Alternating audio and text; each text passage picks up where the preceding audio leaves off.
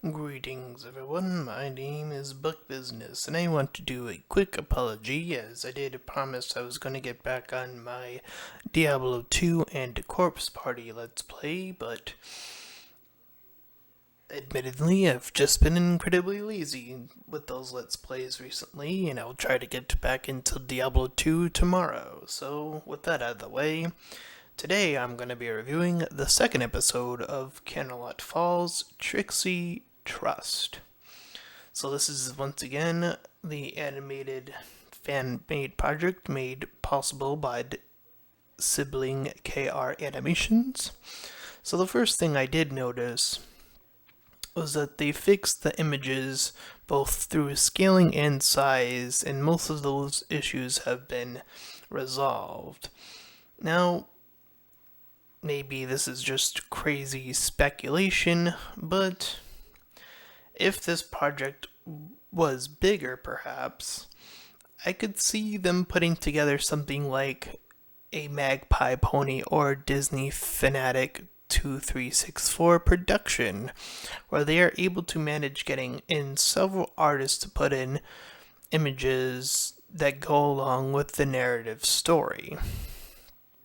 I mean, just imagine if the artist from these productions got in communication with sibling KR Animations or vice versa, and it actually came into fruition.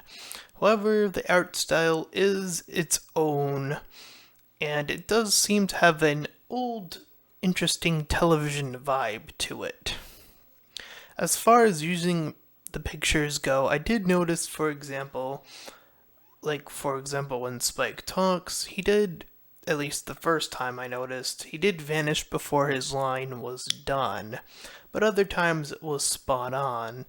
For example, when Rarity was speaking or Celestia, most of the other characters seemed to be on point. The only one that I noticed did that at least the first time was Spike. Anyways, I do hope that as the series continues, we get to see more of the characters getting highlighted, as both shows that this show is parroting does have a tendency to have these really interesting character moments. Since not every character isn't correlated to a character from the Gravity Falls show, I can see them having some leeway to develop these characters differently. I felt the puns were a bit interesting and just a play on words, and following the story is nice, but I wouldn't mind if somewhere down the line, if they added more either deeper moments or either moments of maybe more clever references, which I did maybe spot one or two in this episode, or even some really obscure references that might not connect with the show, but still fit in with the story as it's being written, if that makes any sense. For example, now I don't know if this was intentional or not, but during the book, when they had the book out, Twilight reads it one way and Applejack read it another way, which actually did remind me of the first episode of The Walking Dead with the door reading sign and how people got mixed up with that at one point. Maybe that was what they were going for, maybe not. I'm not sure. Anyways, Trixie was a great addition as a sort of parody off of Gideon. So I can't wait to see what further insane links she, or I guess he, will go to, depending on whatever they're going with on that. But anyways,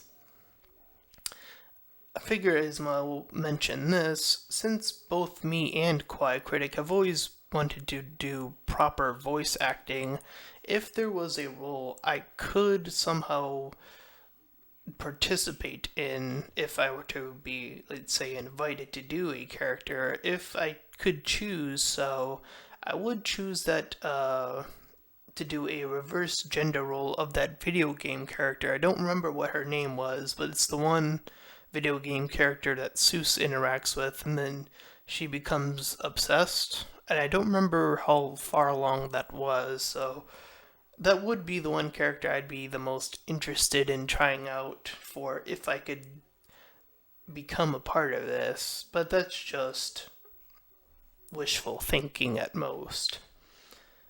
Anyways, this episode fixed a lot of the issues, the very few issues, I should say, that I had with the first episode, and it was more from a technical aspect. Um, if they decide to perhaps maybe lengthen their episodes, again, we can maybe have a bit more of the character moments instead of trying to always hit for the comedy. I feel like comedy can become stronger if we can relate to the characters more, but that's just from personal experience, and it does translate into any really genre of media. That the better the characters are developed, the more invested we will become in whatever type of episode we are seeing. And that will go into the writing. If there's just enough moments, again, just adding a little bit more there, I feel will be what will cement this series if it does continue to go into being something fantastic. So, anyways, if you enjoyed this review, please head on over to Sibling KR Animations and continue to show your support with your comments and further tips to help their channel grow. And feel free to comment and subscribe to me as well. And until next time, farewell everyone.